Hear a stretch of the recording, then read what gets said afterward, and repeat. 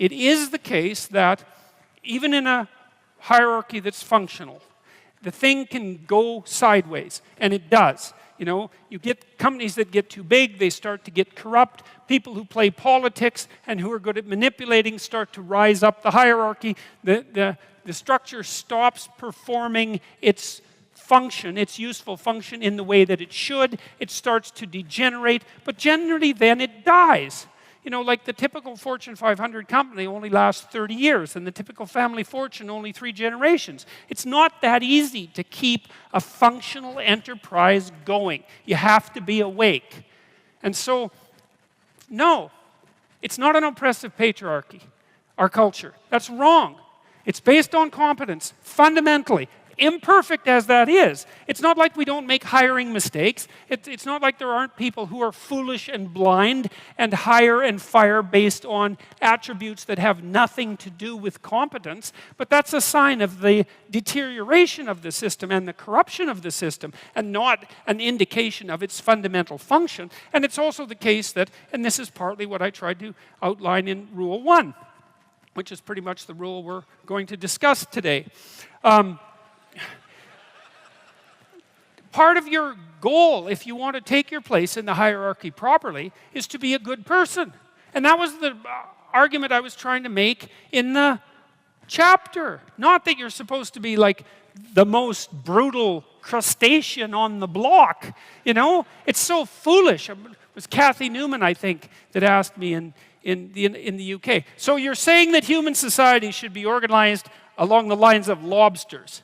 It's like, look, lady, if you're gonna insult someone, you might want to try accusing them of something, of believing something that someone somewhere believed at least once in the entire history of the human race. And not that. Yes, absolutely. Lobsters for everyone. You know, that's how, what I was trying to make the case was that we have this very old system in our nervous systems, which is very old, which keeps track of where we are in hierarchies, and that regulates our emotions because of it, because it's really important to you, and you, and you, and you. If you're not completely bloody psychopathic, that you have a place in a social hierarchy, and that you're admired and respected and valued by other people. And it's so important that the neurochemical system that keeps track of that regulates your other emotions, so that if you're low on the totem pole because, well, for whatever the reason happens to be, sometimes you deserve it, sometimes it's accidental, sometimes you've been hurt. There's lots of ways that this can happen. Your serotonin levels plummet like a defeated lobster, and then you feel way more negative emotion about everything and way less positive emotion about everything. And that's absolutely dreadful. Like that's clinical depression, and it's a terrible, terrible condition.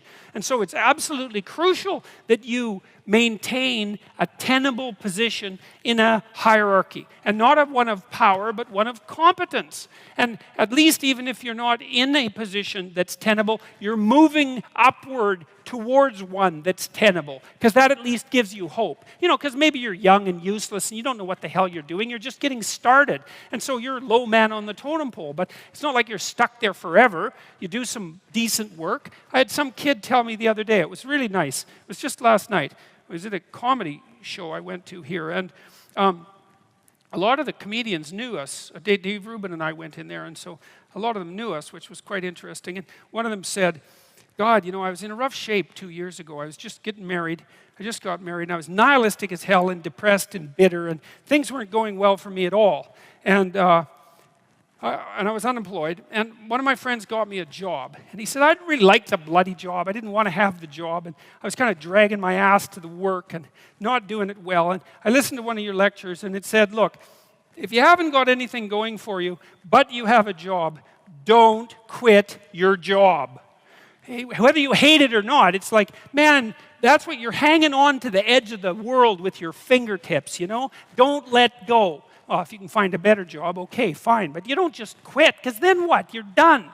And he said, and another thing that I had mentioned was, why don't you just try to work as hard as you can at your damn job for like 6 weeks, right? All flat out. You know, if you work 10% longer hours, you make 40% more money.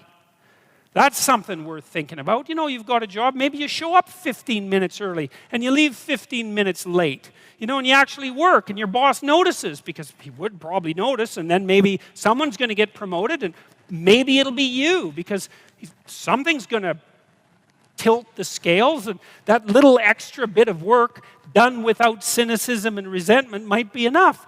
Well, he said he started at 21 bucks an hour, and in 6 weeks he was making $37 an hour. And it's not a king's ransom, man, but it's a hell of a lot more than zero, and it's quite a lot more than 21. He said his life had turned around substantially because he learned if he put some damn effort into it. And I'm not trying to be Joe Optimist here. Like, I know that people hit runs of bad luck and that things can take you out of life, right? Unfortunate illnesses and betrayal, and like there's no shortage of randomness and horror that can wipe you out even if you're doing your best. But you don't have a better bloody plan than to do your best, and it tends to work a lot better than you think. And what's so interesting about the hierarchies that people set up is that that's how they're set up. They're not set up on power. They're set up on reciprocity and skill and trust. Not always. You know, and if you're in a job where you work hard and you're a good guy and you're doing your best and your boss is a bloody tyrant and you never get a break, it's like, okay, fine. You're in a Foucault world. Get the hell out of it. You know, you get your resume set up, write your CV, fill in the educational gaps that you have, send out your 25 resumes a day, and prepare to make a lateral move, because you're in a bad place. But almost everywhere, and this has certainly been the case virtually everywhere I've worked, and I've had like 50 jobs, you know, if you go above and beyond the call of duty in an awake and intelligent way, interpersonally, socially, with regards to the diligence of your work, with regards to the truth of your attitude and your courage and all of that, that will work. And you know, if you try it for a year and it doesn't work, then go somewhere else, because you can, right? You're free. I mean, it's not easy. You can't just walk out the door and instantly find another job, but you're not enslaved. You could make a move. You could even decide that you're going to make a move and double your salary. You know, it's not a bad goal, and it's certainly a possibility. It's like, it isn't hierarchy. It's ethics that determines success in a functional society. It's ethics that determines success, not power. The rest of it's a bloody lie. And that doesn't mean that all our systems are perfectly ethical. You know, you got to be awake. If you're in a system, there's going to be some corruption in it.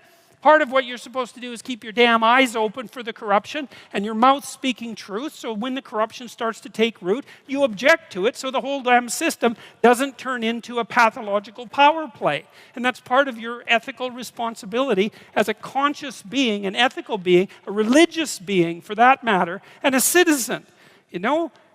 And you're charged with that. That's why you vote. That's why you're the cornerstone of your state, man. You're the what would you call? You're the wellspring of the ethical actions that replenish the dying world. That's what you are.